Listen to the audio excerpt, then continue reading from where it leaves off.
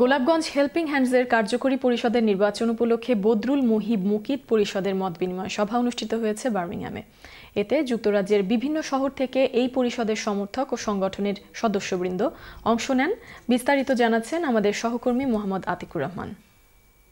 Golapganj helping hands দীর্ঘদিন থেকে সমাজের অসহায় অবহেলিত মানুষের কল্যাণে কাজ করে আসছে।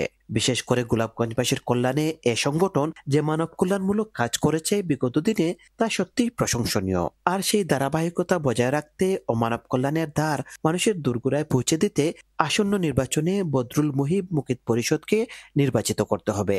গোলাপগঞ্জ হেল্পিং হ্যান্ডসের কার্যকরী পরিষদের নির্বাচন উপলক্ষে বদরুল মুহিব মুকিত পরিষদের মত বিনিময় সভায় বক্তারা এসব কথা বলেছেন। সোমবার বার্মিংহামে স্থানীয় একটি হলে আয়োজিত সভায় সভাপতিত্ব করেন লুৎফুর রহমান চৌধুরী। বাবরুল ইসলাম ও সৈয়দ নাদিরের যৌথ সঞ্চালনায় স্বাগত বক্তব্য রাখেন রেজাউল ইসলাম বিল্লাহ ও গুলাম মুস্তাফা লিমন। সংগঠন ও প্যানেলের বিস্তারিত তুলে ধরেন বদরুল মুহিব মুকিত পরিষদের সভাপতি প্রার্থী সৈয়দ নজরুল ইসলাম, সেক্রেটারি প্রার্থী মুহিবুল হক ও ট্রেজারার প্রার্থী মুকিতুর রহমান।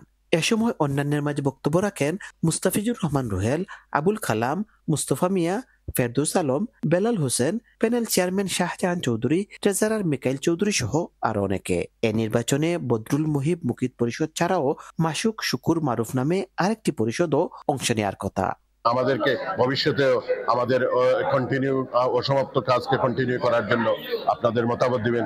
বার্মিংহামবাসীর কাছে আমাদের ম্যানিফেস্টো, আমরা গোলাপগঞ্জ হেল্পিং হ্যান্ডের ভবিষ্যৎ যে 2 বছর, সেই 2 বছরের কার্যক্রম কিভাবে আমরা সংগঠনকে চালাবো সেটাই নিয়ে আমরা আলোচনা করছি। আপনারা সবাই আমাদেরকে, আমাদের এই প্যানেলকে সহযোগিতা করবেন ইনশাআল্লাহ।